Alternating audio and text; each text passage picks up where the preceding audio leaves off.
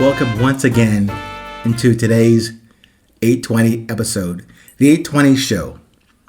We're still talking about that quality, that connective tissue that we can share in person, or in this case, remotely. But one thing I want to emphasize is that we all have the capability to exhibit and to develop this discipline called resilience. It's not just an accomplishment or a certification or a plaque.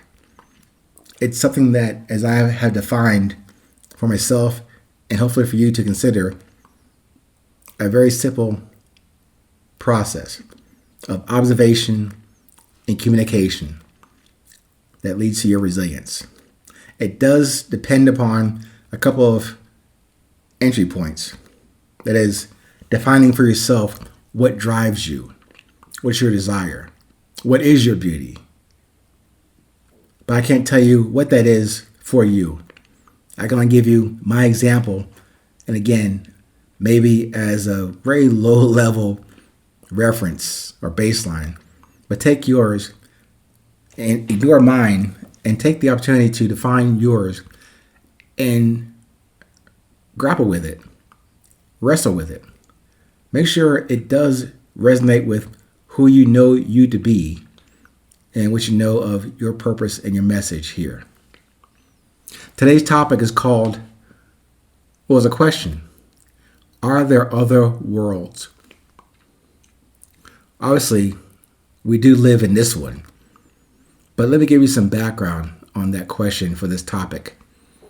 That topic for today was inspired by my current favorite all-time band that I listen to a lot called High Pulp. They made a song called There Are Other Worlds. I have listened to that song, that tune, for hours at a time on a do loop. It's just, to me, a fantastic band out of Seattle. And I'd never heard of them until maybe 6 months ago. But that band, the way they produce that music, it reminds me of other great bands that I have followed like Snarky Puppy out of Denton, Texas, and The Bad Plus. Also, Go-Go Penguin, and a few more. I happen to like a lot of music. But High Pulp, man, at some point, I got to find them and listen to them live sometime soon. But anyway, I believe there are other worlds in this day. And that song came up again in my playlist, and it happened to be in another environment. I was traveling somewhere. And as I was traveling, the views I was seeing in the car guided me to produce this episode. There are other worlds. And I don't mean that just as a metaphorical or a geographical relationship, nor universal reference or to internal galaxies out there beyond the one we live in here, or the one inside of you. But there are other worlds that exist. Maybe that can also insist in you and I on this earth. But hold on for a minute. Let me pull this together. In the book, 3 Magic Words by Mr. U.S. Anderson, he inferred and stated clearly that you and I represent a world. Maybe we might represent a very minor, mini meteor-like planet, but he says this. And just consider this. Each and every one of us represents our actual own world. For example, even though I am sharing with you my experiences from childhood, from high school, West Point, combat, corporate life, marriages, divorces, government life, civilian life. I'm sharing with you the descriptions or my quasi summaries in these 820 episodes, and even in the book, Resilience, the Beauty of Presence. When you look at that, listen to them or read them, you're just getting snapshots somewhat of my movie that you can kind of leaf through or casually read. But that at best in the book or in these episodes is just an overview, highlights and lowlights of my movie, my story, my world. Now, my summary may appeal to you, but this discussion today is only about reviewing things in this world, of this world. Maybe about my worldview or view of the world from whatever I have observed in this life. Not that I have seen or learned much in those observations. Whatever I did encounter or witness probably pale in comparison to what I still have to do in this mission.